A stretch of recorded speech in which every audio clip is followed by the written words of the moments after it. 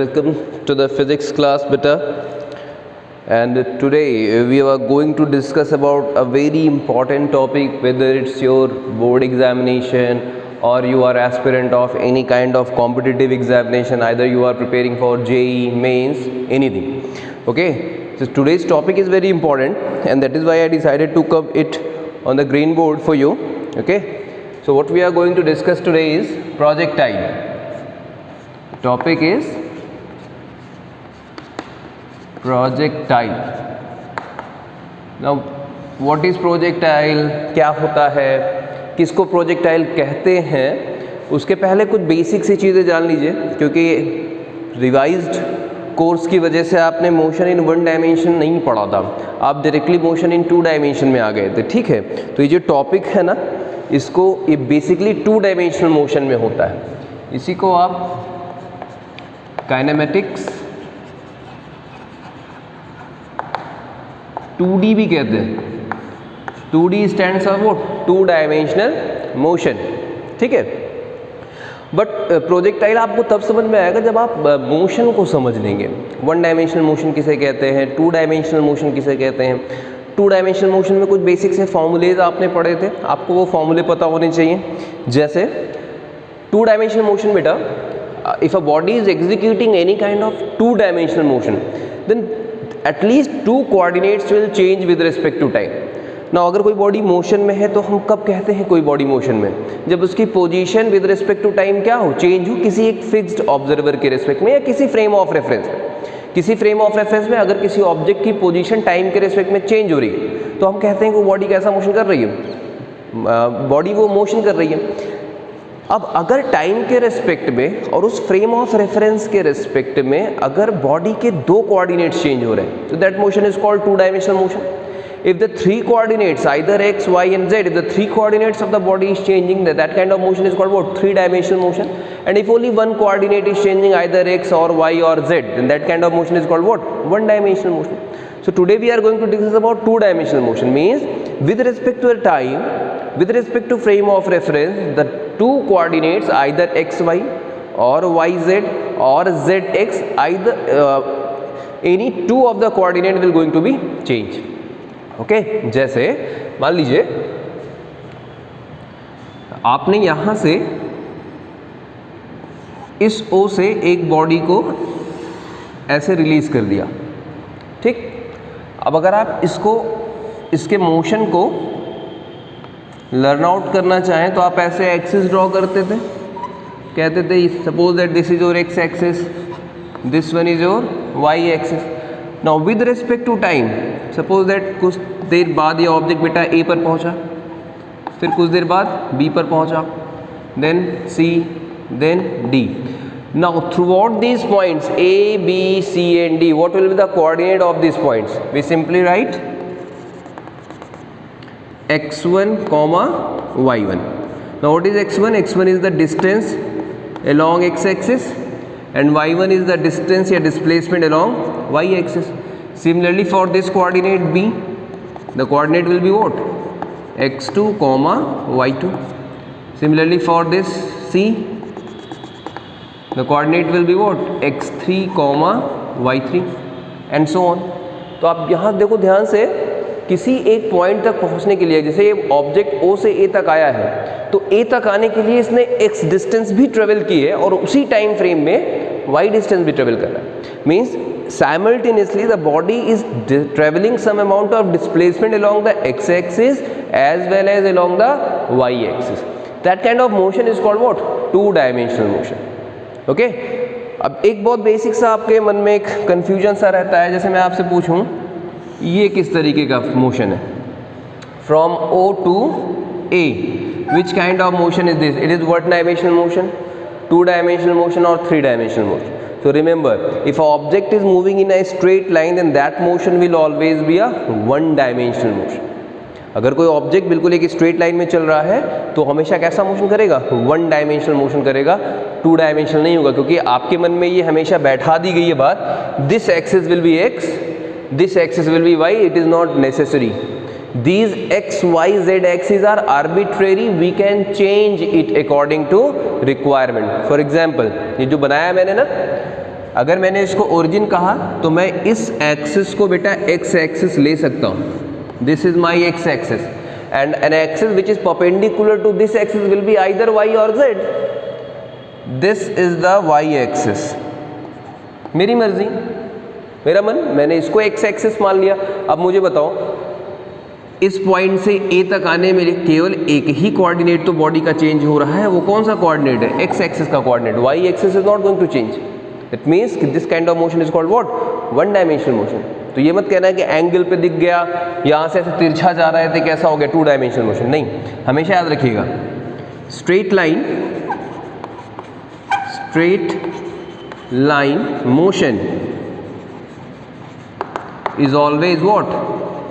One dimensional motion. Straight line में चल रहा है तो वन डायमेंशन होगा. ये कैसा मोशन है? This is to dimensional motion. Curved motion is to dimensional motion. अब एक चीज का ध्यान देखो, यहां से यहां तक बिल्कुल ऐसे स्मूथ कर्व आ रहा है. अभी इसी में ये ऐसे जाते हुए फिर ऐसे ऐसे होके जाने लगता ना, तो थ्री डायमेंशनल हो जाता. थ्री डायमेंशनल होता. एक्स एक्सिस भी चेंज हो रही है, वाई एक्सिस भी चेंज हो रही है और जेड एक्सिस भी चेंज हो रही है. जैसे ये बोर्ड है जिस प्लेन में मैं खड़ा हूँ, अगर इसी में मैं किसी बॉल को ऐसे फेंकूँ, बॉल को ऐसे मैंने लुढ़का दिया अपने पैर से, मान लो ऐसे, और बिल्कुल सरफेस ऑफ द अर्थ से चिपक के बॉल जा रही है और कर्व मोशन कर रही है, that is to dimensional motion. लेकिन अगर हल्का से उठा दिया, बॉल हवा में उड़ के गई, कर्व मोशन भी है, स्पेस में भी है, तो थ्री डायमेंशनल मोशन होगा. मतलब कि सोचो, अगर यहाँ से बॉल तुमने किक की और बिल्कुल इसी ग्रीन बोर्ड के प्लेन में ही ऐसे आ रही है, that is to dimensional motion. Straight direction में जा रही है, वन डायमेंशनल मोशन. लेकिन अगर इसी को ऐसे हवा में उड़ाते हुए इस प्लेन में भेजूँ ना, थ्री डायमेंशनल मोशन हो. ठीक है, तो 1D 2D 3D बहुत एग्जैक्ट आपके माइंड में ये बात क्लियर होनी चाहिए कि कैसा मोशन है वो, वन डायमेंशनल मोशन है या टू डायमेंशनल मोशन है, थ्री डायमेंशनल मोशन. फिलहाल हमें इस कोर्स में, जो आपका कोर्स है, हालांकि प्रोजेक्टाइल बहुत तरीके का होता है, बट हमें जो प्रोजेक्टाइल पढ़ना है that is basically for the two dimensional motion projectile. ठीक है, हम थ्री डायमेंशन में नहीं जाएंगे. We will only discuss with the two dimensional bodies which is called projectile. Now what is projectile, we will discuss it later on. अच्छा, अब कुछ बातें और भी हैं जो आपको पता होनी चाहिए बेटा. मैं आपसे कुछ चीज़ें डिस्कस कर लूँ क्योंकि उसकी ज़रूरत बार बार पड़ेगी, which is called equation of motion. Although you have already gone through with these motions equation in the class 9th and 10th and the various classes, but for my side I am just recalling it once. There are three kind of equation of motion. The first equation of motion is says that v is equals to u plus at. V is for final velocity, u is the initial velocity, a is the acceleration due to external force. Remember this, a is the acceleration due to external force, t is the time. Okay, the first equation of motion says this. Now s is equals to ut plus half at square. This is the second equation of motion. S stands for displacement, although it should be written like small letter s. S is equals to displacement, initial velocity, time, acceleration due to external force, t is the time period. Okay, then v square minus u square is equals to 2as. These are the three equation of motion, and all these three equation of motion is under external force. Okay, या अगर किसी body पर किसी तरीके का कोई external force लग रहा है तो उस एक्सटर्नल फोर्स की वजह से उसके एक्सीलरेशन a है, फाइनल वेलोसिटी v है, initial velocity was u, and if after time t period, time it displaced s amount of displacement. So these three equations we normally used. Okay, now what we need for the projectile motion is this much. Equation of motion under gravity.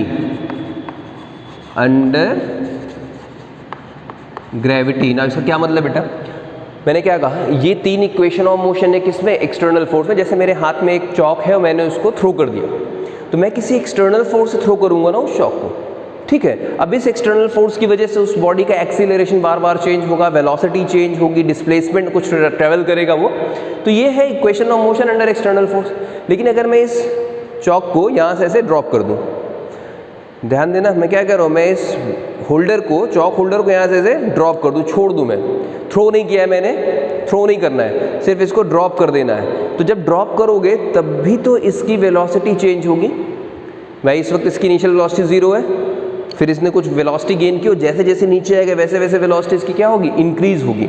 ठीक है। Velocity increase मतलब velocity में change हो रहा है, change in velocity is called acceleration, means इस chalk holder में acceleration भी आएगा, इसकी वेलोसिटी भी चेंज हो रही है, बट मैंने कोई फोर्स नहीं लगाया है, मैंने कोई फोर्स नहीं लगाया, बट उसके बावजूद भी इसकी वेलोसिटी और इसके अंदर एक्सीलरेशन अगर आया, इसका मतलब इस पर किसी ने तो कोई फोर्स लगाया, और आपको पता है वो फोर्स कौन लगा रहा है, अर्थ यानी कि ग्रेविटी। तो अगर कोई बॉडी ग्रेविटी के अलोंग मूव कर रही है, समझो इस चीज को, if a body is moving under the gravity, कि ग्रेविटी एक ऐसा फोर्स है जो उस बॉडी को चला रही है, जिसकी वजह से उस बॉडी का एक्सेलरेशन चेंज हो रहा है, तो उस केस में इक्वेशन ऑफ मोशन चेंज हो जाती है। इक्वेशन ऑफ मोशन क्या हो जाती है, ये इक्वेशन हम यूज करेंगे बेटा जब अंडर एनी एक्सटर्नल फोर्स, यानी मैंने या आपने या एक्सटर्नल सोर्स ने कोई फोर्स लगाया अदर देन अर्थ, अगर कोई भी फोर्स लगा रहा है तो हम ये इक्वेशन ऑफ मोशन करेंगे। अगर अर्थ यानी ग्रेविटी कोई फोर्स लगा रही, तब इक्वेशन सारी की सारी चेंज होंगी, सिर्फ बदलेगा क्या, अंडर ग्रेविटी में बेटा the acceleration will change with respect to the small G, acceleration due to gravity हो जाएगा, बस बाकी कोई चेंज नहीं आने वाला, क्योंकि अब ये वाला फोर्स एक्सीलरेशन दे रहा था, अब हमारा जो अर्थ एक्सीलरेशन प्रोवाइड करती that is what, acceleration due to gravity. But इस चीज़ का ध्यान रखना कि अपने टॉपिक में जो हम प्रोजेक्टाइल पढ़ेंगे तो हम ये मानते हैं कि जितने भी प्रोजेक्टाइल्स का हम ऑब्जर्वेशन लेने जा रहे हैं बेटा वो very close to the earth surface है, क्योंकि हमें ये पता है कि जी की वैल्यू कांस्टेंट या यूनिफॉर्म केवल near the surface of the earth होती है, it's not a universal constant ना। The value of g is constant, that is 9.8 meter per second square, but it is not universal constant. The value of g remains constant throughout the surface of the earth, but it is not universally uniform. Okay. So what will be the equation of motion?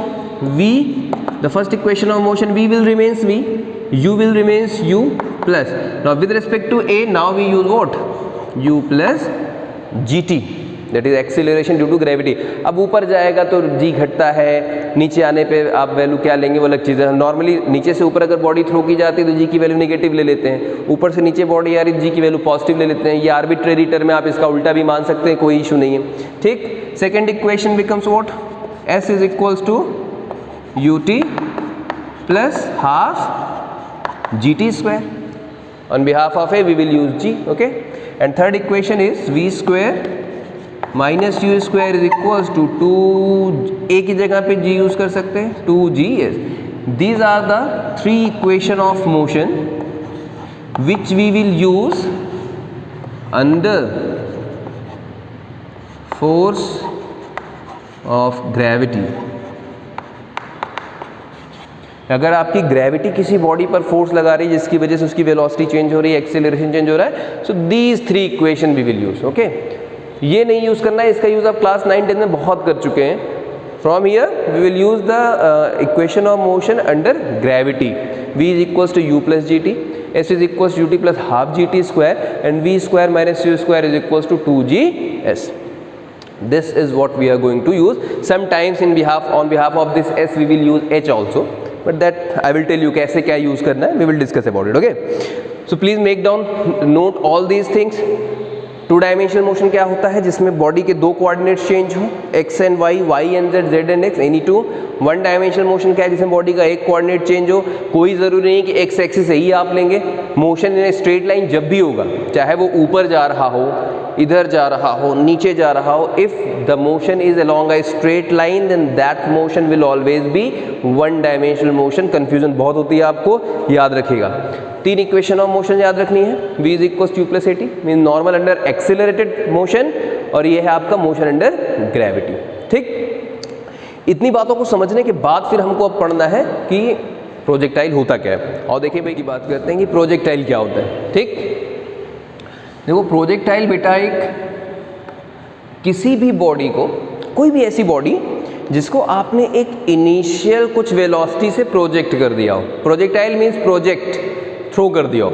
Suppose that ये chalk holder मेरे पास है और मैंने इसको initial horizontal के parallel एक direction में थ्रो कर दिया with some initial velocity u।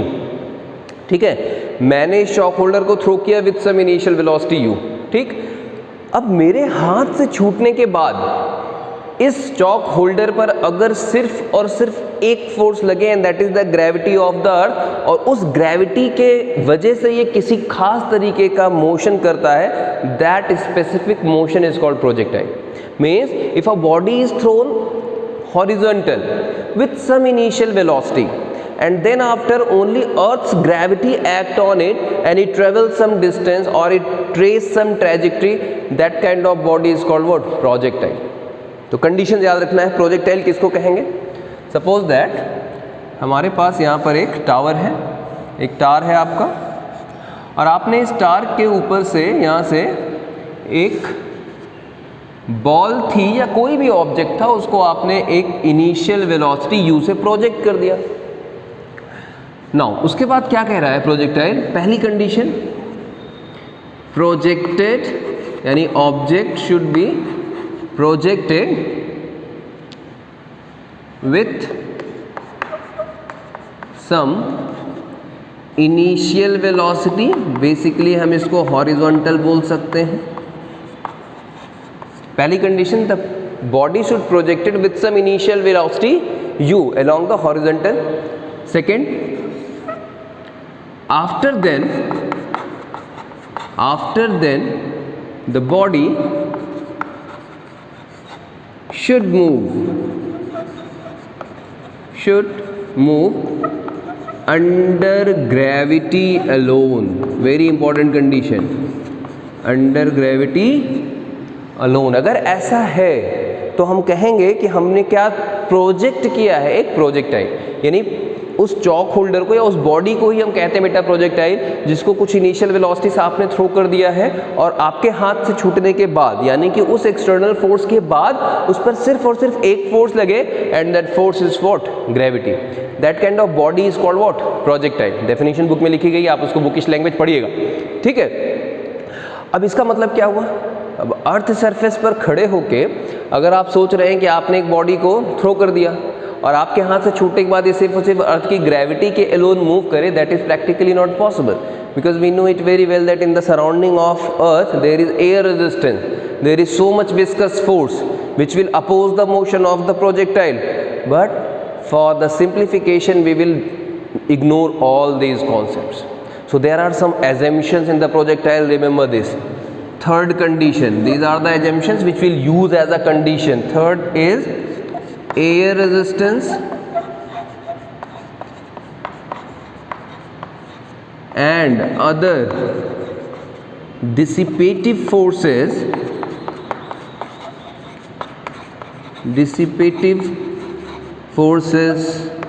will ignored. हम ये मानेंगे कि जब प्रोजेक्टाइल जिसको हम थ्रो कर रहे हैं उसके आसपास किसी तरीके का एयर रेजिस्टेंस नहीं है, उसके ऊपर किसी तरीके का और डिसिपेटिव फोर्स नहीं लग रहा है, ये कंडीशन है कुछ। अच्छा, आपके मन में आ भी रहा होगा सर ये तो आइडियल चीज़ हो गई, बिल्कुल है, लेकिन ज़रा सोचिए कि अगर हम आइडियल कंडीशन को लेके नहीं चलेंगे तो जो रिजल्ट्स ऑलमोस्ट सेम आ सकते हैं हमारे, वो भी नहीं आएंगे। अब जैसे आपको पता है कि मैं अगर यहाँ से चॉक होल्डर को थ्रो करूँ तो इसके ऊपर एयर का रेजिस्टेंस लगेगा, नो डाउट, बट मैं पूछ रहा हूँ कितनी दूर जाएगा, कितना टाइम लेगा वहाँ तक आने जाने में। अगर मैं एयर रेजिस्टेंस को इग्नोर कर दूँ तो एक लमसम वैल्यू में निकाल सकता हूँ, एक approx value we can easily calculate. So for the calculation of that approximate values we should consider these kind of assumptions. Okay, so these two are the definition of projectile and this is the assumption. Definition is simple: if a body is projected with some initial velocity along the horizontal and then after it moves under the gravity alone, then that kind of body is called what? Projectile.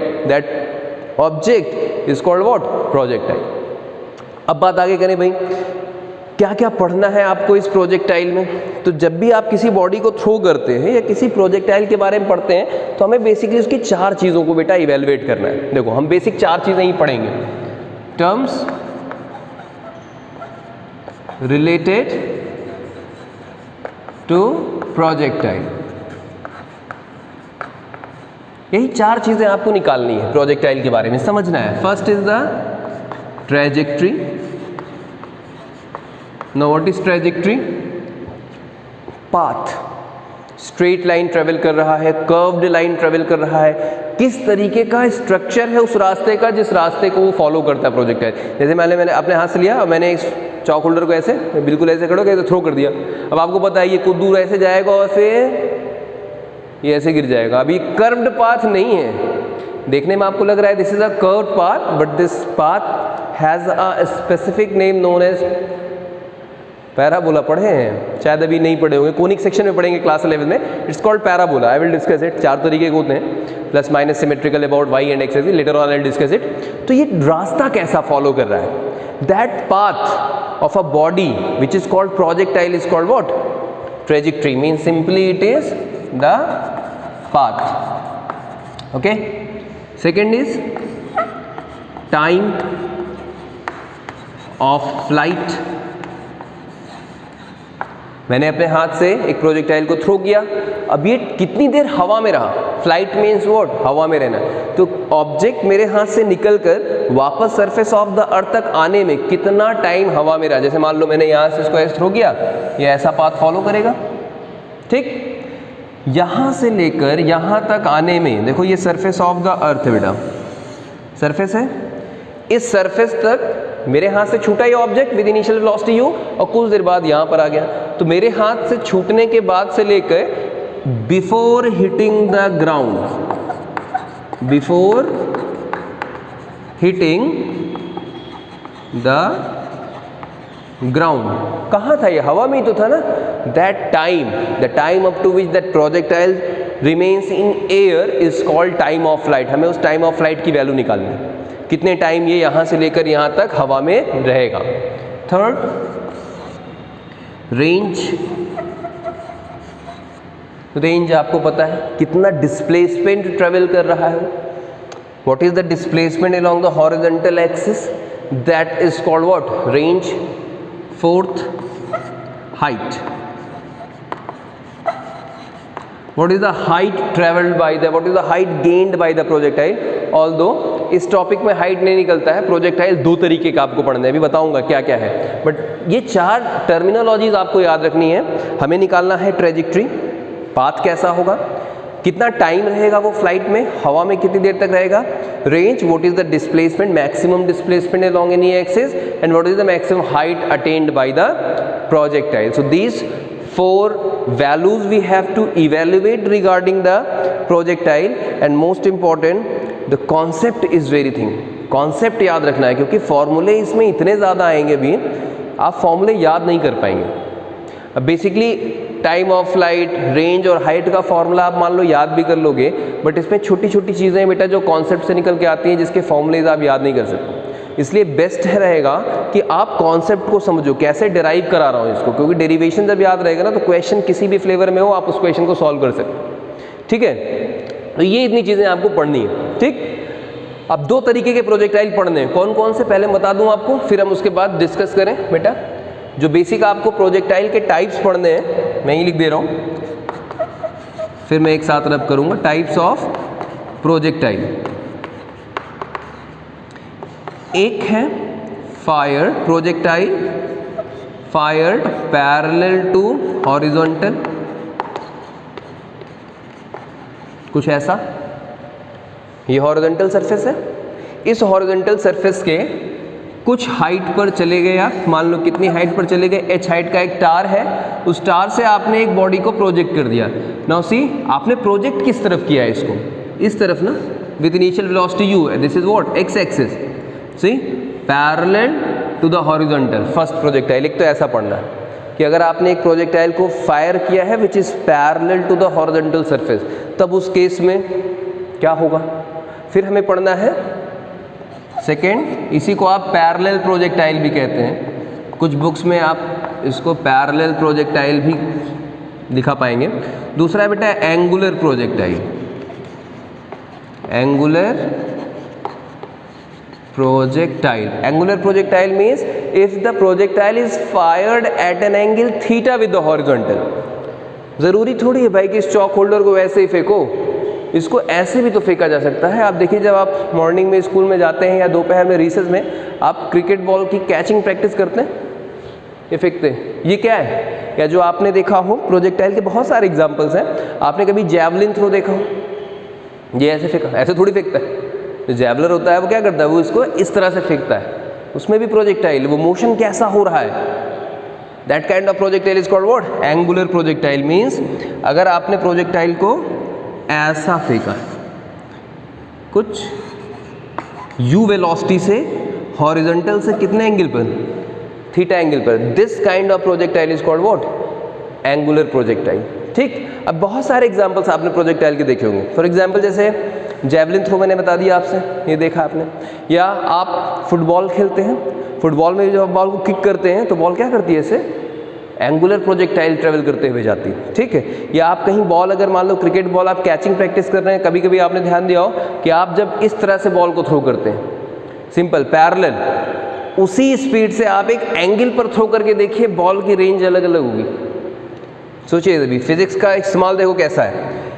Ball तुमको throw करनी है, तुमने θ1 angle पर throw किया with same velocity u, तो body यहाँ तक चली गई। अगर इसी एंगल को तुमने बढ़ा के θ2 कर दिया तो ये बॉल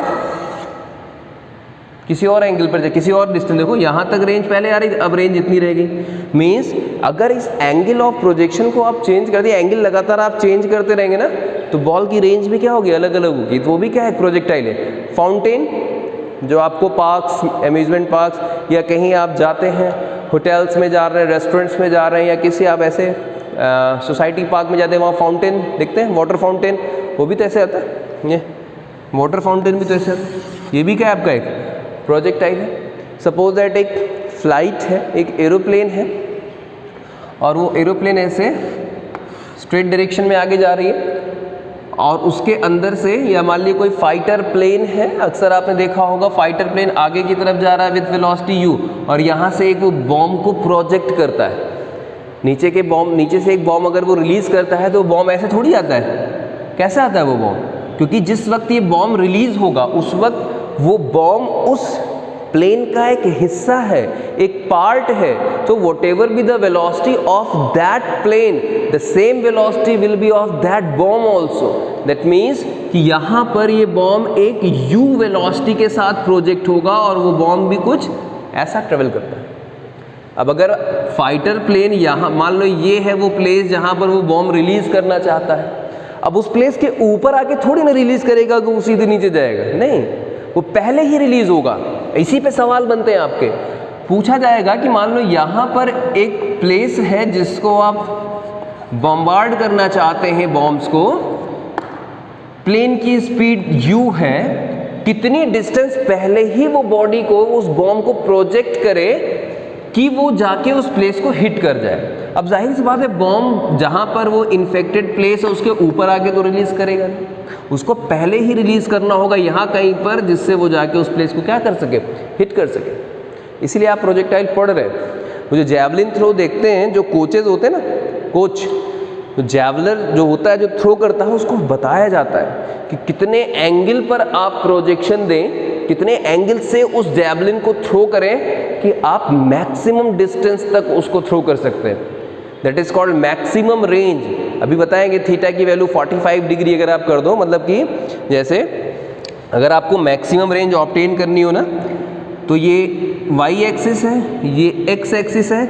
आप अगर थीटा की वैल्यू को 45 डिग्री कर दें तो आप चाहे जो वेलोसिटी अटेन करना चाहो, जिस वेलोसिटी के साथ फेंकना चाहो, उस वेलोसिटी के लिए थीटा की वैल्यू 45 डिग्री होगी तो रेंज सबसे ज़्यादा आएगा। यानी कि अगर आप 45 से कम एंगल पर प्रोजेक्ट करेंगे तो जल्दी गिर जाएगा, और 45 से ज़्यादा करेंगे तो भी नीचे जल्दी गिर जाएगा।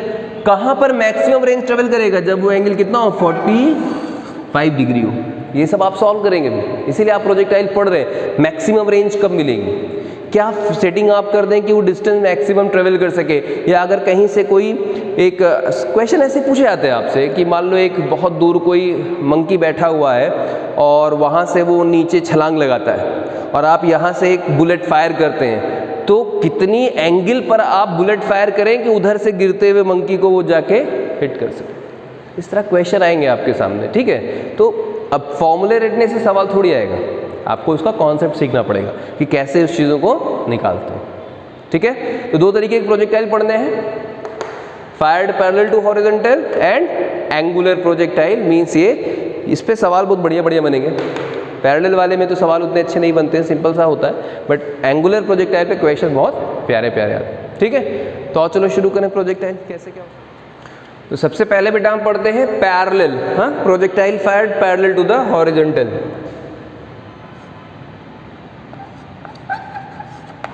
Projectile fired parallel to horizontal.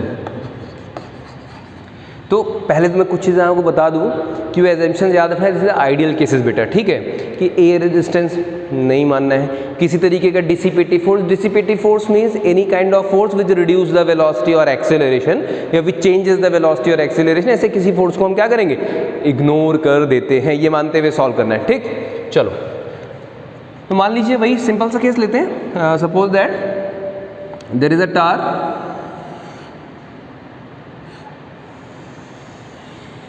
and the height of the tar is, let us take h, okay, this is the height of the tar।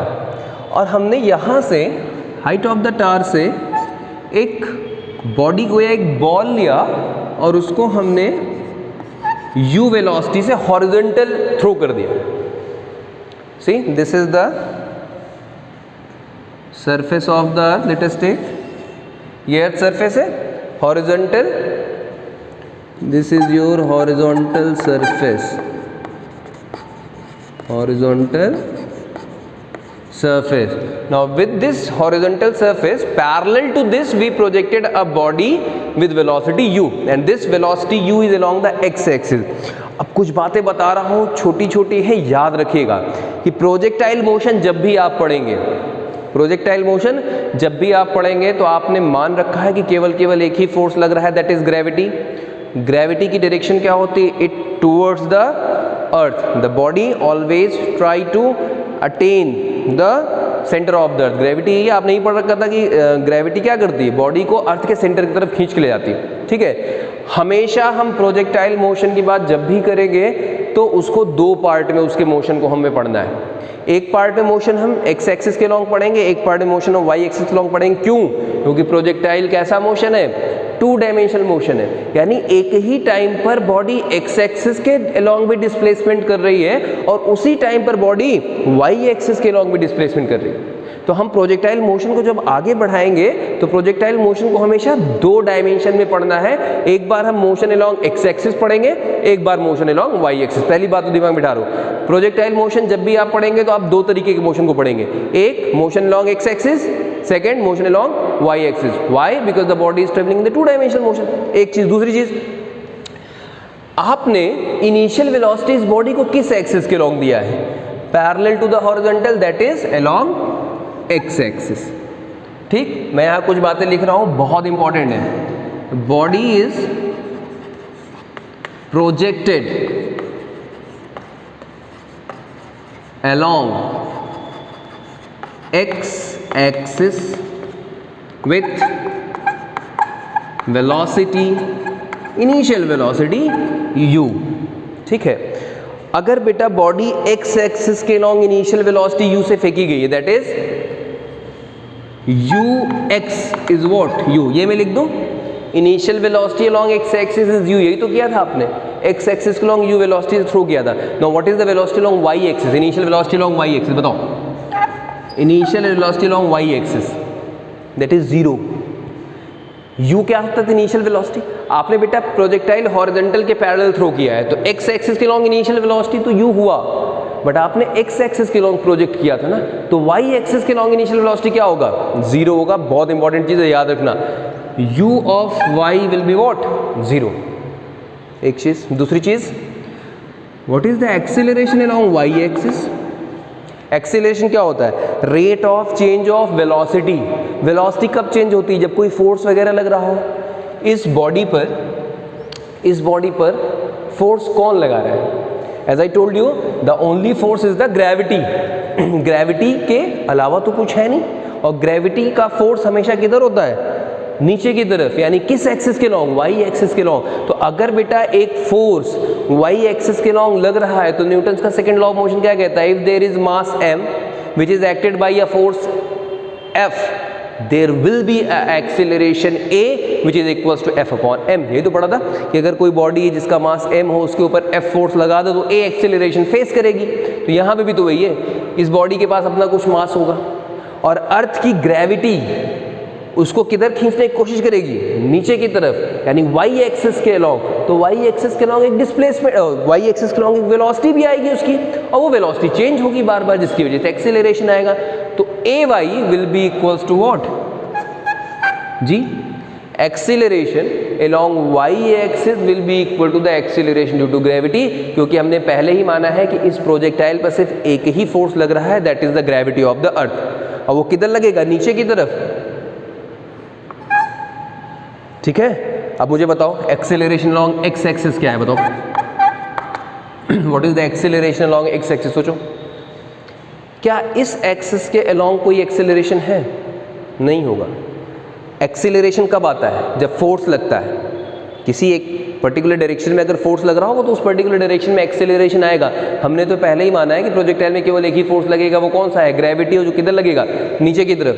तो y एक्सिस पे तो एक्सेलरेशन आएगा, बट x एक्सिस के लॉन्ग कोई भी force नहीं है, तो कोई भी एक्सेलरेशन नहीं होगा। That is acceleration is zero, that is rate of change of velocity is zero, और if rate of change of velocity is zero that means v is constant. याद करो जरा, मैंने आपको डिफरेंशिएशन में जब मैं आपको मोशन पढ़ा रहा था, थोड़ा सा एक आइडिया दिया था इंस्टेंटेनियस वेलोसिटी वगैरह का, तो इसको याद रखिए भाई, displacement sorry velocity is what, ds by dt, यही तो कहते हो।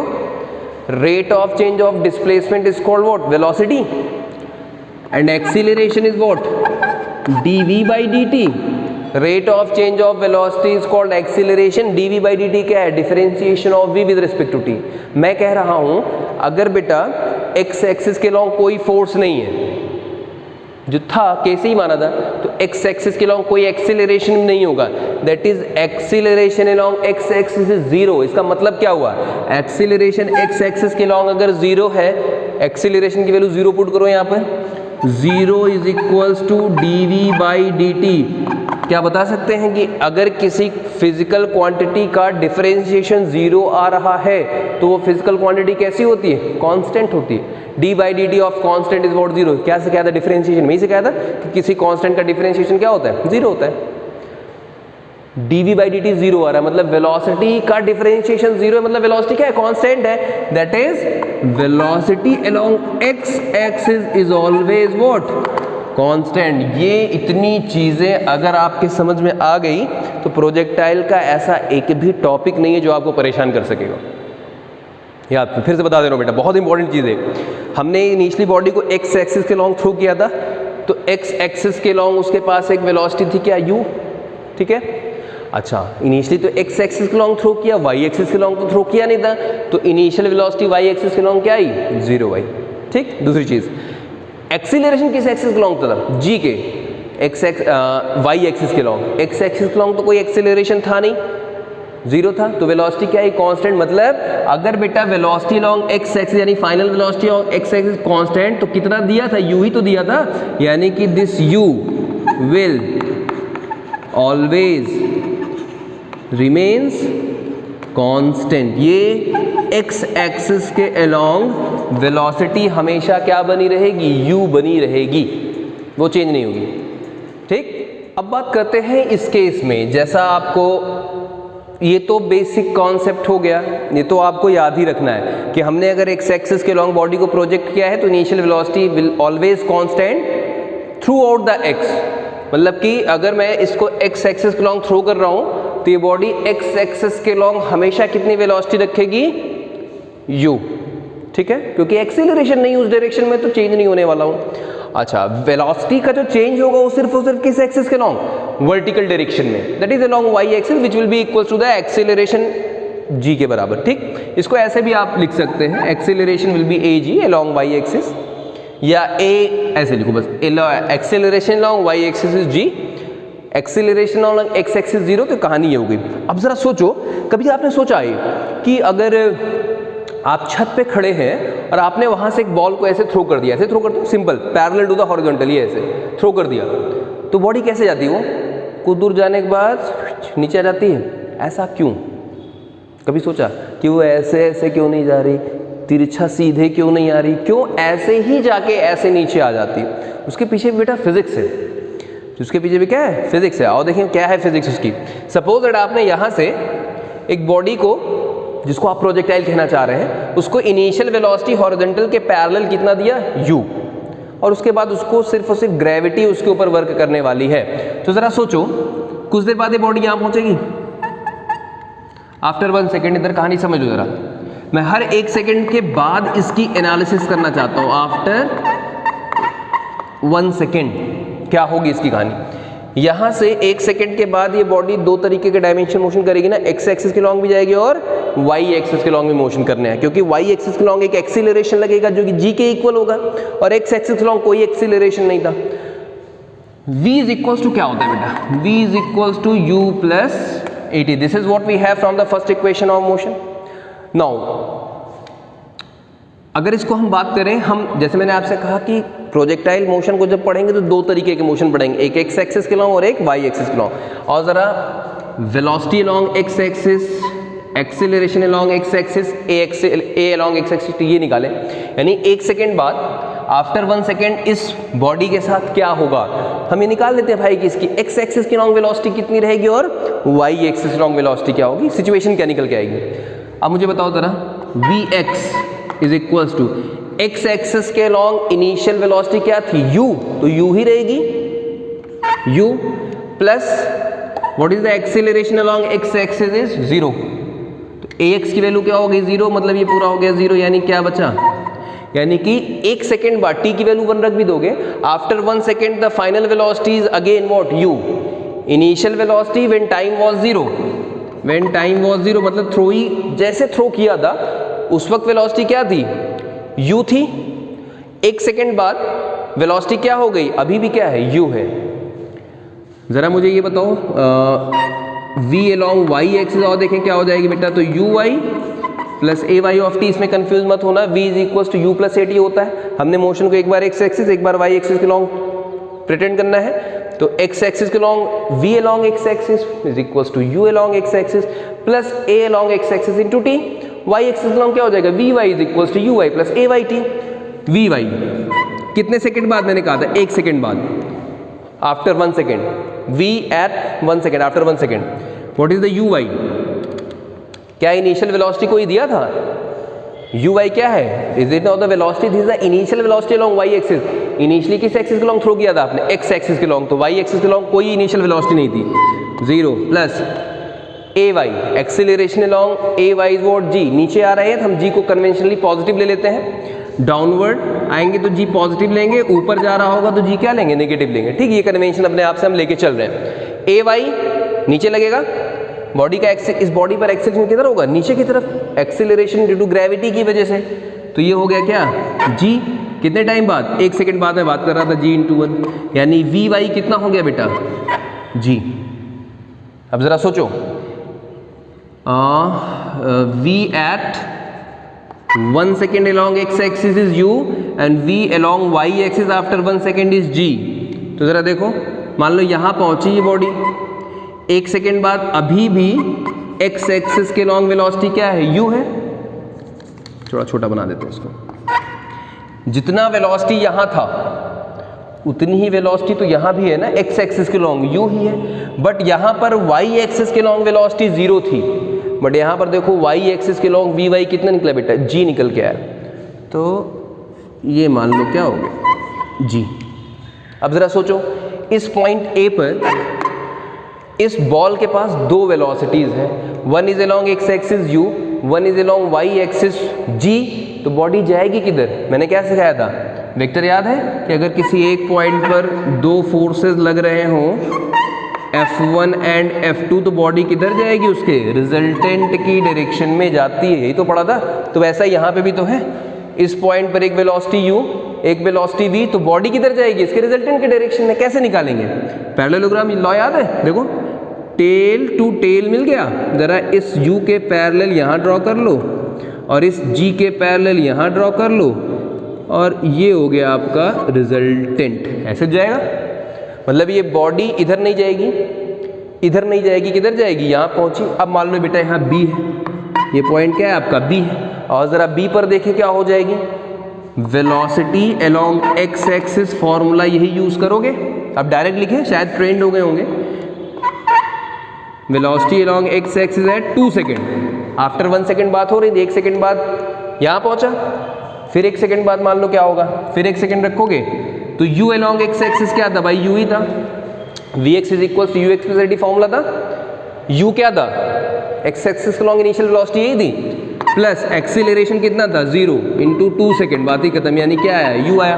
And what is the velocity along y axis at 2 second, uy क्या था बेटा 0, इनिशियल y एक्सिस के लॉन्ग कोई वेलोसिटी नहीं थी, प्लस ay की जहाँ क्या रखोगे g, acceleration along y axis कितना था, g था, t कितना हो गया 2 सेकेंड, यानी क्या कितना आया। अब जरा देखो 2 सेकेंड के बाद एक्स एक्सिस के लॉन्ग वेलोसिटी अभी भी कितनी है, u है, क्योंकि उस एक्सिस के लॉन्ग कुछ नहीं हो रहा है, और y एक्सिस के लॉन्ग वेलोसिटी कितनी हो गई 2g, पहले कितना था g था, अब कितना हो गया 2g, 2 गुना बढ़ गया। और जरा यहाँ पर थे तो यहाँ पर अभी भी एक्स एक्सिस के लॉन्ग वेलोसिटी क्या है, u है, जितना वेक्टर यहाँ था उतना ही बड़ा वेक्टर यहाँ बनाया। अब ये जो y एक्सिस की लॉन्ग वेलोसिटी थी 2 सेकेंड बाद कितना हो गया, 2g हो गया, कुछ ऐसा बनेगा 2g, इसका 2 गुना। तो अब इस b पॉइंट पर भी बॉडी के पास 2 वेलोसिटी है, x एक्सिस के लॉन्ग y एक्सिस के लॉन्ग, जाएगा किधर, रिजल्टेंट की डायरेक्शन में। पैरेललोग्राम ड्रॉ करके दिखा दें, ऐसे पैरेललोग्राम ड्रॉ कर लेंगे आप, इसके पैरेलल ये, इसके पैरेलल ये, कॉमन इंटरसेक्शन पॉइंट पे मिलेगा क्या, रिजल्टेंट। मतलब अब b से चल के कहाँ पहुँचेगी बॉडी, c पर पहुँचेगी, c पर आ गई, c पर फिर क्या होगा, 2 डायरेक्शन में वेलोसिटी होगी।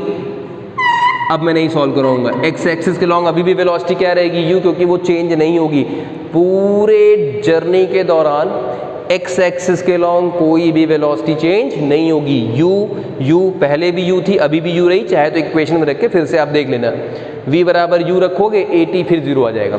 अच्छा y के लॉन्ग में निकाल देता हूँ, v of y at 3 second, 1 second बाद और देख लेते हैं। तो इनिशियल वेलोसिटी y एक्सिस के लॉन्ग 0 थी, plus a y into t, a कितना, ए वाई कितना बेटा g, और कितने टाइम बाद 3 सेकेंड बाद, तो वी वाई क्या आ गया 3g आ गया, पहले g था, दूसरे सेकेंड में 2g हुआ, थर्ड सेकेंड में 3g हो गया। और बड़ा कर दो, ठीक, पैरेललोग्राम ड्रॉ कर लो, रिजल्टेंट की डायरेक्शन में गया, यहाँ पर ये कितना है 3g है, और ये अभी भी कितना है u है। अब अगर पूरे रास्ते को मिला लो तो ऐसा ही तो होगा, देखो ये ऐसा, this is the path travelled by the projectile, that is why this curve looks like this. ये ऐसा नहीं मतलब हवा में ऐसे ही आ जा रहा है, नहीं, इसके पीछे फिजिक्स है कि हर 1 सेकेंड के बाद एक्स एक्सिस के लॉन्ग वेलोसिटी वही है, वो चेंज ही नहीं हो रही है, बट वाई एक्सिस के लॉन्ग लगातार वेलोसिटी क्या हो रही है, g, फिर 2g, 3g, 4g, 5g, और अंत में आके यहाँ पर आके हिट करेगी इस बॉडी को, इस सरफेस पे, ठीक है। That is why this path is called like this. Now whatever this path, this is called trajectory, this path of projectile is called what, trajectory of projectile, कैसा रास्ता फॉलो किया है उसने। तो अगर आज के बाद कोई पूछे कि why this path look like this, तो आप एक्सप्लेन कर सकते हैं कि हर एक पॉइंट पे एक्स एक्सिस के लॉन्ग वेलोसिटी वही रहेगी, that is not going to change, but चूंकि ग्रेविटी बॉडी को नीचे की तरफ खींचने की कोशिश कर रही है, इसलिए हर एक पॉइंट पर बॉडी के ऊपर नीचे की तरफ वेलोसिटी चेंज होगी, और वो वेलोसिटी किसके बराबर है, g, then 2g, then 3g, then 4g, after every second, after 1 second. So because of this ये बॉडी आगे की तरफ आएगी। अच्छा, दूसरी चीज देखो, रिजल्टेंट का एक और भी नियम सुन लो बेटा, रूल है, जो वेक्टर बड़ा होगा रिजल्टेंट उसी की तरफ जाएगा। F2 और F1 दो आपने प्लॉट किया था, अगर दोनों वेक्टर्स बिल्कुल इक्वल हो तो रिजल्टेंट बिल्कुल बीच में जाता है 45 डिग्री पर, बट अगर F1 is greater then F2 तो रिजल्टेंट किधर शिफ्ट होगा, बड़े वाले फोर्स की तरफ। याद रखिएगा, दो वेलोसिटी कोई भी दो वेक्टर हो, the resultant of 2 vector will be given by the third one. ये जो रिजल्टेंट आ रहा है, that resultant will always shifted toward the larger vector in magnitude, ठीक है। अब यहाँ देखो u और 3g, अब ये मत कहना है acceleration due to gravity, this is the velocity, okay. यहाँ पर देखो u छोटा था, g था बड़ा, g की तरफ शिफ्ट हुआ, फिर देखो g और बड़ा, फिर और बड़ा, किधर शिफ्ट हो रहा है, टूवर्ड्स वर्टिकल डायरेक्शन में, हॉरिजॉन्टल डायरेक्शन में उतना आगे नहीं बढ़ रहा है, वर्टिकल डायरेक्शन में क्या हो रहा है, वो स्लोप शिफ्ट होता जा रहा है। ठीक है, अब इसी के लिए कहानी पढ़ी, तो मैंने आपको बता दिया कि क्यों ऐसा रास्ता फॉलो करता है। ठीक है, अब इस रास्ते का नाम क्या है, ट्रेजेक्ट्री। इस ट्रेजेक्ट्री को आपको पहचानना है, क्या कहेंगे इसको। ठीक, और चलो बात वहाँ से करते हैं, धीरे से आराम से समझते चलो। इसका स्क्रीनशॉट ले लो तुम, फिर मैं मिटा दूँ उसको। चलो एक एक चीज़ को समझते चलो। प्रोजेक्टाइल बहुत आसान टॉपिक है, इसको नहीं मिटा लेंगे, इसको ज़रूरत पड़ेगी। बहुत आसान टॉपिक है, सिर्फ आप थियरी नहीं समझते तो प्रॉब्लम हो जाती है। Body is projected along x axis, फिर क्या लिखा था यार, वेलोसिटी, जो भी रहो एक बार मिला लेना बेटा इसको। ठीक है, वेलोसिटी। अब देखो मैं इन सारी कहानियों को मिटा दे रहा हूँ। ठीक, मैं आपसे कह रहा हूँ कि किसी एक पॉइंट पर और इस प्रोजेक्टाइल के सारे ऑब्जर्वेशन करते हैं। Let us take this point b, ये हमारा observation point. At point b पर आओ, करते हैं भाई सारा ऑब्जर्वेशन करते हैं। तो ये बताओ, बी तक आने के लिए, यहाँ से बी तक आने के लिए बॉडी या प्रोजेक्टाइल 2 डायमेंशनल मोशन करेगा, 2 डायमेंशनल मोशन। बी तक भाई कैसे पहुँचेगा, जब वो इतना वाई एक्सिस के लॉन्ग डिस्टेंस ट्रेवल करके आए और इतना एक्स एक्सिस के लॉन्ग डिस्टेंस ट्रेवल करके आए। So what will be the coordinate of b, हम लिख लेते हैं let at x comma y, these are the coordinate of b. X displacement along x axis and y displacement along y axis. और इसी की बात करें भाई, सबसे पहले हम निकालेंगे बेटा ट्रेजेक्ट्री, कैसी है इसकी ट्रेजेक्ट्री। ठीक, अब जैसे मैंने आपसे कहा कि जब भी प्रोजेक्टाइल आपको सॉल्व करना हो, आप उसके मोशन को 2 पार्ट्स में ब्रेक करेंगे। तो हम पहले पढ़ेंगे मोशन अलोंग एक्स एक्सिस, यानी हॉरिजॉन्टल। आप इसको एक्स एक्सिस कहिए या कुछ बुक्स में आपको हॉरिजॉन्टल भी मिलेगा, ये मोशन अलोंग हॉरिजॉन्टल। चलो भाई, तो हॉरिजॉन्टल के लिए भाई क्या है, initial velocity along x axis is u, acceleration along x axis is 0। Simple सी चीज़ बताई गई थी। Now Sx is equals to uxt plus half axt square. इस फॉर्मूले का यूज़ करके मैं इस x कोऑर्डिनेट को निकालना चाहता हूँ, आखिर कितना डिस्प्लेसमेंट ट्रेवल करके ये प्रोजेक्टाइल बी तक पहुँचा है। तो displacement is equal ut plus half at square. हम x एक्सिस के लॉन्ग पढ़ रहे हैं तो हमने x एक्सिस ले लिया। मैं तो डिस्प्लेसमेंट x एक्सिस के लॉन्ग कितना है, मान लो x है। देखो x कॉमा वाई इसके कोऑर्डिनेट लिखे थे ना आपने b के, x कॉमा वाई।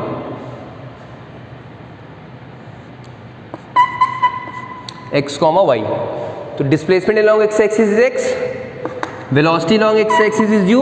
मान लो यहाँ तक आने में कितना टाइम लग रहा है, t टाइम ले रहा है।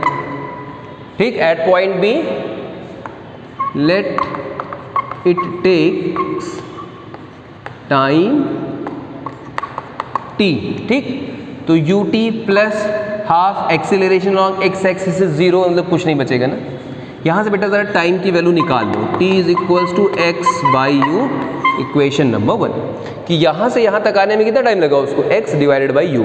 अब दूसरा सेगमेंट चलो सॉल्व करते हैं। Motion along vertical, motion along vertical, यानी कि यहाँ से यहाँ तक जाने में x एक्सिस के लॉन्ग मोशन किया, y एक्सिस में भी तो मोशन हो रहा है, नीचे भी तो बॉडी आ रही है। देखो इतना नीचे आ गया, कितना नीचे आया, y एक्सिस तक, y कोऑर्डिनेट आया। तो इसकी वैल्यू क्या हो जाएगी, सिंपली यूज करो बेटा, sy is equals to uy of t plus half of ay of t square, ये होगा। तो डिस्प्लेसमेंट अलोंग y एक्सिस हमने कितना माना है, b तक आने में कितना डिस्प्लेसमेंट ट्रेवल कर रहा है y एक्सिस के long, y coordinate, y distance travel किया है, डिस्प्लेसमेंट ट्रेवल किया, y is equals what is the initial velocity along y axis, it is 0। इसलिए मैं इसको मिटा नहीं रहा हूँ, यू वाई क्या था, 0 था, खत्म हो गया, प्लस हाफ, बॉडी नीचे आ रही है तो acceleration long y axis what, g. यहाँ एक चीज़ समझाना चाहता हूँ आपको, यहाँ पे टी लिखा है ना। अब डायरेक्ट बुक में क्या किया गया है, this T is putted over here, but आप जान लो ऐसा कर सकते हैं या नहीं कर सकते। भाई ये तो मोशन लॉन्ग एक्स एक्सिस का टाइम था ना, और ये क्या पढ़ रहे हो, मोशन लॉन्ग वाई एक्सिस यानी वर्टिकल डायरेक्शन में कर रहे हो। तो क्या इस टाइम को यहाँ पुट कर सकते हैं, सिंपल सा क्वेश्चन है, जवाब भी है यस, डेफिनेटली पुट कर सकते हो। क्यों, क्योंकि बेटा यहाँ से यहाँ तक ये बॉडी सेम टाइम टी में वर्टिकल डिस्प्लेसमेंट भी ट्रेवल कर रही है और हॉरिजॉन्टल भी। ऐसा थोड़ी है कि यहाँ से यहाँ तक 1 सेकेंड में हॉरिजॉन्टल डिस्टेंस ट्रेवल कर रही है और 4 सेकंड में इतनी वर्टिकल डिस्टेंस ट्रेवल कर रही है, ऐसा तो है नहीं। अगर ये बॉडी बी तक आई है, यहाँ से ये बी तक आया है, तो वर्टिकल और हॉरिजॉन्टल दोनों डिस्टेंस एक साथ ट्रेवल हो रही है। Means the time taken by the body to reach from A to B along the vertical direction and horizontal direction is same, इसीलिए हमने टाइम यहाँ निकाला था और इस टाइम की वैल्यू को यहाँ पे पुट करने जा रहे हैं। देखो, that is y is equals to half g, what is the value of t, it is x by u whole square. इसको जरा और अरेंज करें, बाई अरेंजिंग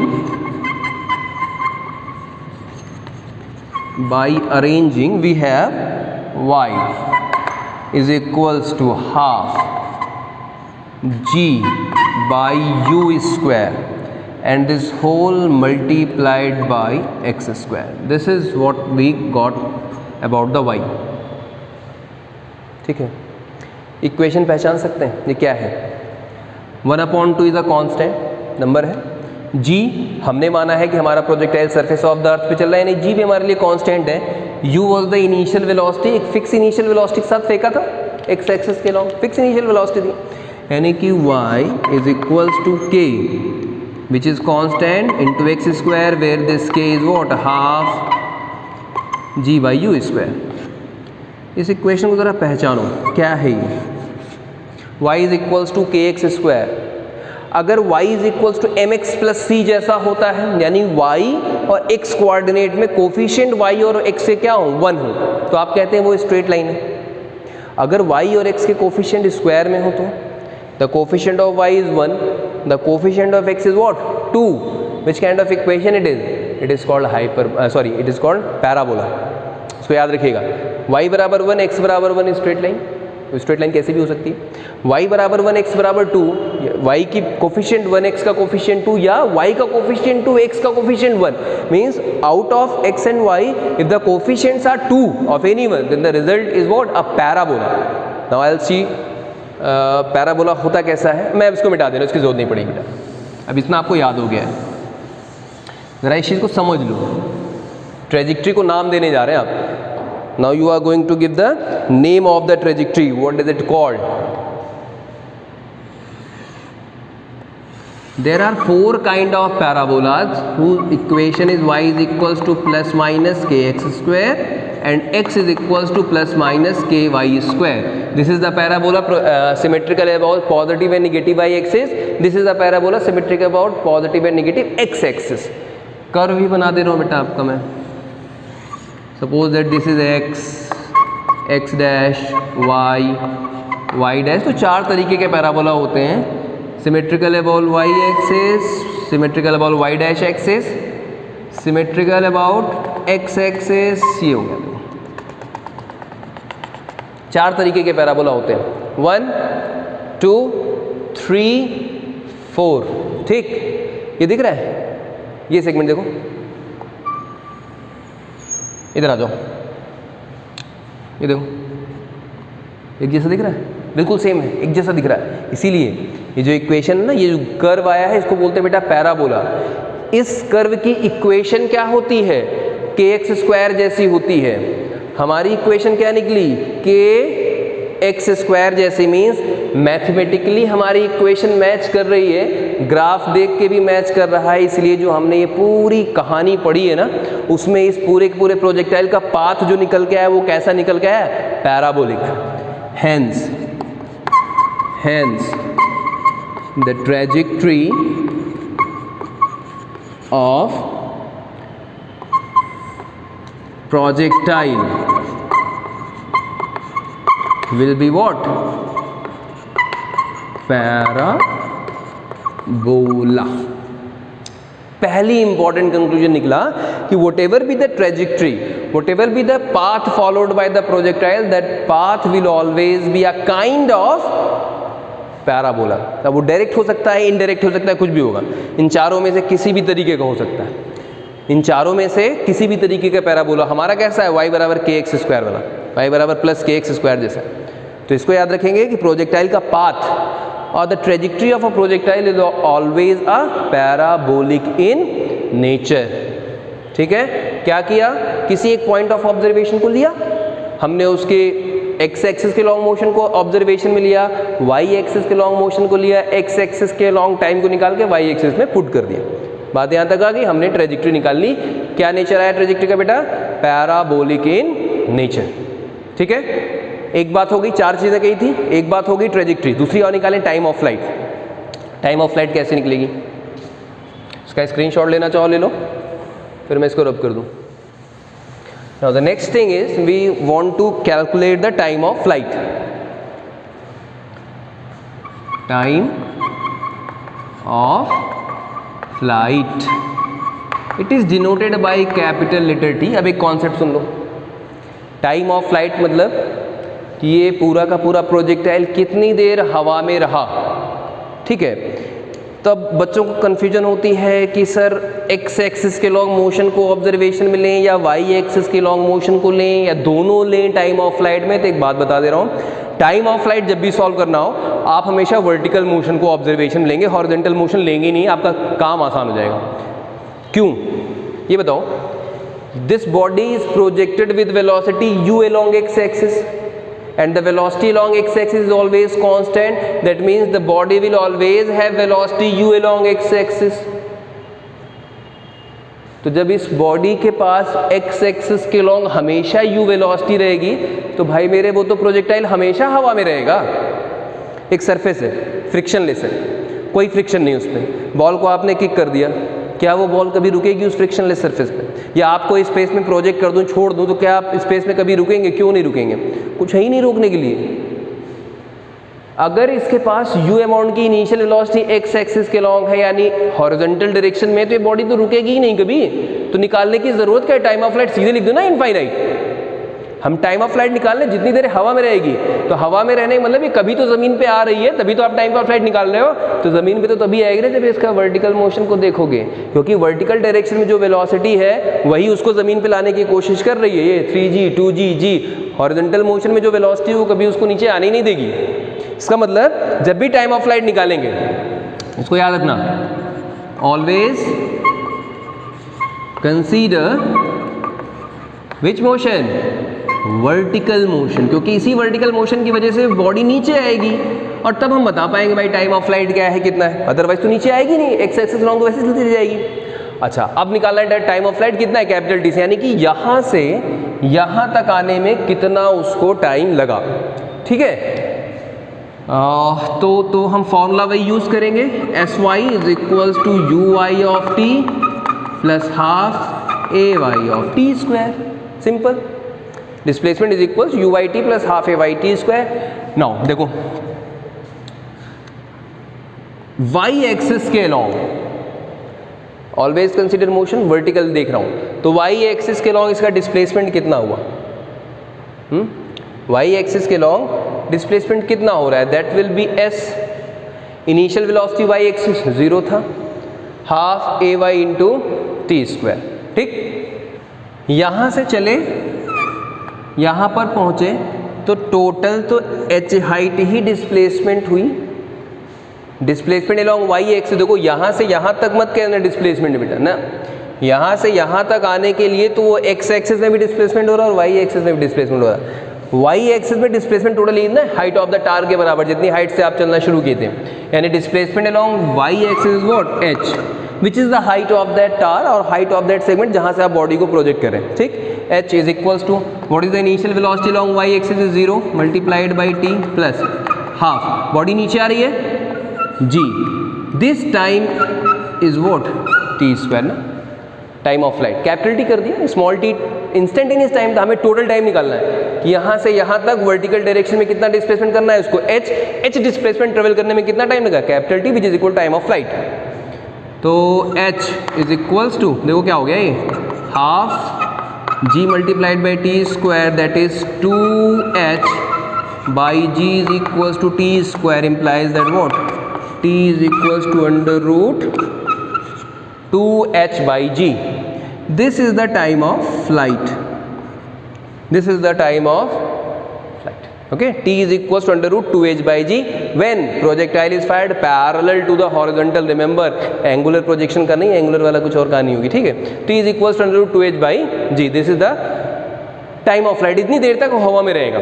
अब अगर ध्यान दो, 2 is constant, g is constant, that means t is proportional to h to the power 1/2 लिख सकते हो, ये कांस्टेंट है, प्रोपोर्शनलिटी में हटा दो तो t और h में डायरेक्टली रिलेशन दिखा, यानी कि जितनी ज़्यादा हाइट होगी टार की, प्रोजेक्टाइल उतनी देर में हवा में रहेगा। और सही भी है, आप फर्स्ट फ्लोर से एक बॉडी को थ्रो करो और आप 9th फ्लोर से एक बॉडी को थ्रो करो, कौन ज़्यादा देर तक हवा में रहेगी? 9th फ्लोर वाली ना। क्यों? क्योंकि उसकी हाइट क्या है, ज़्यादा है, and t and h is directly proportional to each other. First thing, okay. Next और देखिए बेटा, रेंज निकालनी है हमको। Second thing is range. Height इसमें नहीं निकलेगी क्योंकि हाइट ये h है, आप पहले टाइम निकाल लो, उससे भी h निकाल सकते हो, ठीक है। हाइट का सवाल इसमें नहीं आता, हाइट का सवाल आएगा एंगुलर प्रोजेक्टाइल में, वहाँ बताएंगे आपको। रेंज, रेंज का मतलब क्या? हॉरिजॉन्टल डिस्टेंस ना, हॉरिजॉन्टल डिस्टेंस, कितना हॉरिजॉन्टल डिस्टेंस कितना ट्रेवल किया जब मैंने इसको ऐसे थ्रो किया, कितनी दूर गया? तो अब जरा खुद सोचो ना, हॉरिजॉन्टल डिस्टेंस जा रहे हो तो कौन सा मोशन अपने ऑब्जर्वेशन में लोगे, वर्टिकल या हॉरिजॉन्टल? जाहिर सी बात है हॉरिजॉन्टल डिस्टेंस के लिए हॉरिजॉन्टल मोशन लेंगे आप। तो ये फॉर्मूला याद है, v is equals to u plus, या हालांकि वो डायरेक्ट भी है बट मैं आपको चाह रहा हूँ इक्वेशन ऑफ मोशन से रियलाइज करा दूँ। मोशन अलोंग कौन सा देंगे बेटा? Motion along horizontal, motion along horizontal. चलो देखो, तो s of x is equals to u of x t plus half of a x into t square. यहाँ से आपने थ्रो किया था, यहाँ से लेकर जब तक वो हॉरिजॉन्टल सरफेस पर नहीं है, यही तो है रेंज इसकी। हॉरिजॉन्टल डिस्टेंस में कितनी डिस्टेंस ट्रेवल कर रहा है हॉरिजॉन्टल डायरेक्शन में, ये this is called what? Capital R, यही आपको निकालना है। तो s of x is equals to u of x t plus half of a x t square, कितना डिस्प्लेसमेंट ट्रेवल कर रहा है x एक्सिस के लॉन्ग, रेंज के बराबर, that is capital R। sx की जगह क्या कर दिया?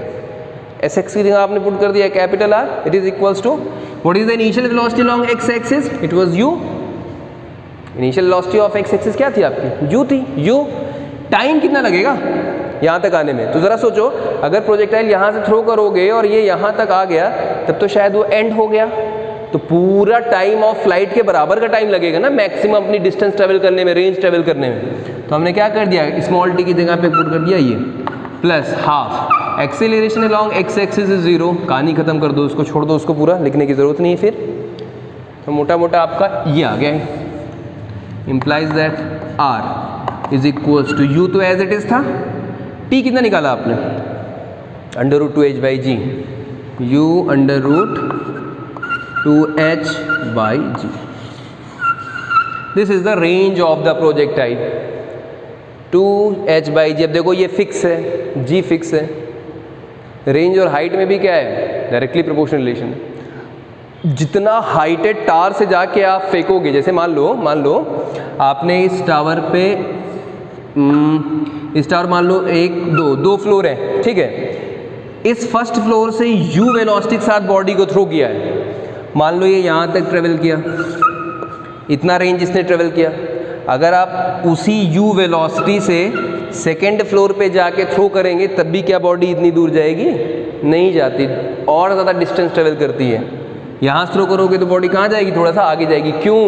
क्योंकि यहाँ पर हाइट h1 है, यहाँ पर हाइट मान लिया क्या है बेटा? h2 है, h2 is greater than h1 and range is proportional to what? Height. जितना हाइटेड पॉइंट से जाके आप थ्रो करोगे, रेंज उतना ही क्या मिलेगा आपको? ज़्यादा मिलेगा। तो क्वेश्चन में भी ऐसे आपसे पूछे जा सकते हैं कि एक h1 हाइट है, एक h2 हाइट है, सेम वेलोसिटी से, ध्यान रखना वेलोसिटी दोनों जगह क्या है? सेम है, it should be constant. Same velocity से अगर थ्रो करना है तो किसकी रेंज ज़्यादा होगी? तो जिसकी हाइट ज़्यादा होगी उसकी रेंज भी क्या होगी? ज़्यादा होगी। ठीक है, रेंज हो गया, इतनी चीज़ें हो गई। अब एक क्वेश्चन और बता देता हूँ, वो कंपटीशन का है, बोर्ड में आपसे नहीं पूछा जाता है। सवाल आपका ये बनता है, इसका पहले स्क्रीनशॉट ले लो। इस पे एक क्वेश्चन और बनता है बेटा कि इंस्टेंटेनियस वेलोसिटी किसी पर्टिकुलर टाइम में क्या होगी? चलो बता देता हूँ क्या है। किसी भी पॉइंट पर आपसे टाइम पूछ लिया जाए, तो टाइम ऑफ फ्लाइट तो टोटल टाइम हो गया। किसी टाइम पर आपसे पूछ लिया जाए भाई वेलोसिटी कितनी होगी बॉडी की, तो बताओ कितना होगा। जैसे मैंने आपसे मान लो कहा कि इस पॉइंट पर, यहाँ पर क्वेश्चन में बना दे रहा हूँ, what is the velocity of projectile, what is the velocity of projectile just before hitting the ground. Now what will be the answer of this question? What will be the velocity of projectile just before hitting the ground? अब इसको diagram में यहाँ बना दूँ जरा, देखो ये ऐसे था हॉरिजॉन्टल सरफेस, यहाँ पर आके आपकी बॉडी हिट करने वाली है, तो हिट करने के जस्ट पहले आपसे पूछा जा रहा है वेलोसिटी क्या होगी. तो जस्ट पहले अगर आप बात करोगे तो दो तरीके की वेलोसिटी होगी ना, because the projectile is still in the 2 dimensional motion. Means इस पॉइंट पर बॉडी के पास एक वेलोसिटी होगी, क्या? Velocity along x axis. और इस पॉइंट पे बॉडी के पास एक वेलोसिटी होगी, क्या बेटा? Velocity along y axis. So what is the net velocity of this body at this point? That will be the resultant of these two velocities, that is this will be the vxy will the velocity of the projectile at that particular point. और निकालें इस vx की value. अब कुछ नहीं बचा बेटा, इसको आप पैरेललोग्राम ड्रॉ करके भी निकाल सकते हो.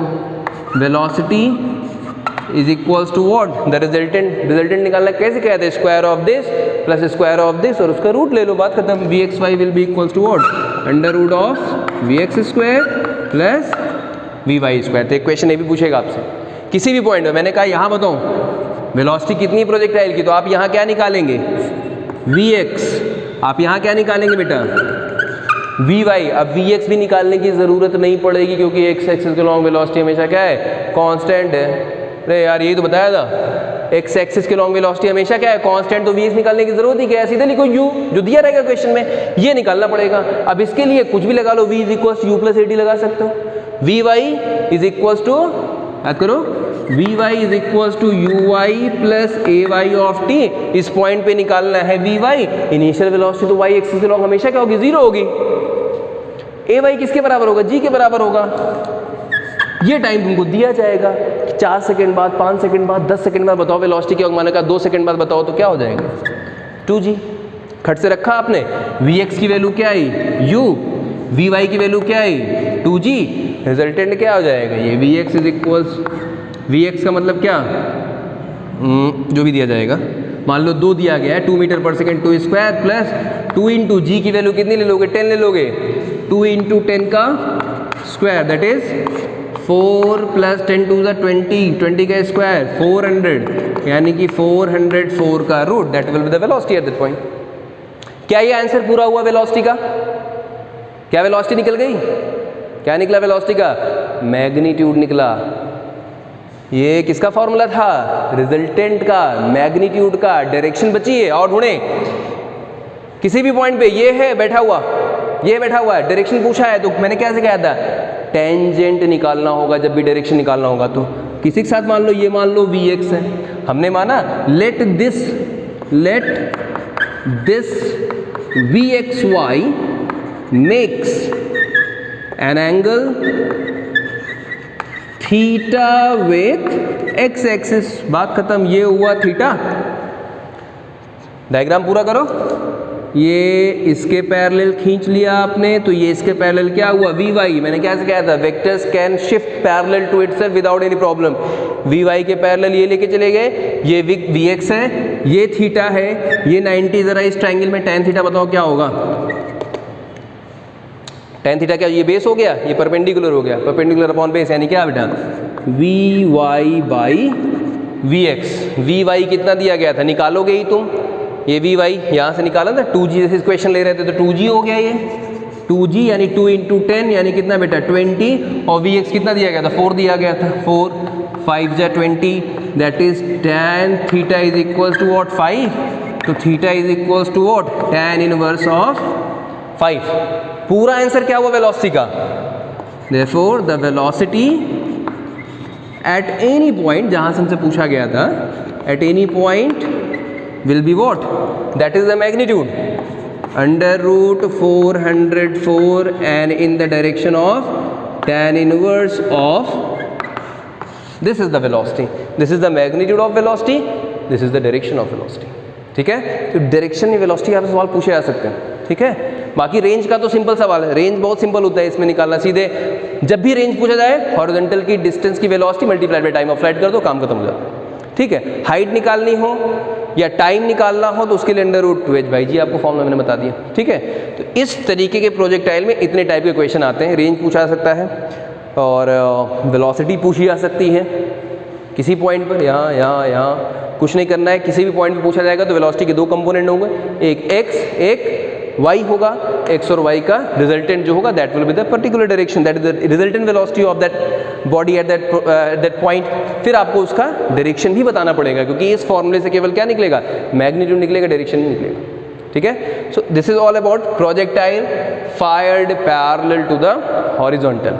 ठीक है, इसको पूरा कंप्लीट कर लीजिए। नेक्स्ट वीडियो में, नेक्स्ट लेक्चर में हम पढ़ेंगे जो ज़्यादा इंपॉर्टेंट है। बढ़िया सवाल उससे बनते हैं कि अगर प्रोजेक्टाइल एंगुलर प्रोजेक्शन किसी एंगल के साथ अगर आप प्रोजेक्टाइल को थ्रो कर रहे हो, then what will be the projectile, what will be the trajectory, what is the nature of the trajectory, what will be the range, what is the maximum height, what is the time of flight and all, ये सब बातें हैं। ठीक, इतना पढ़ लीजिए, फिर next time मिलते हैं। Till then and try to solve more questions regarding this.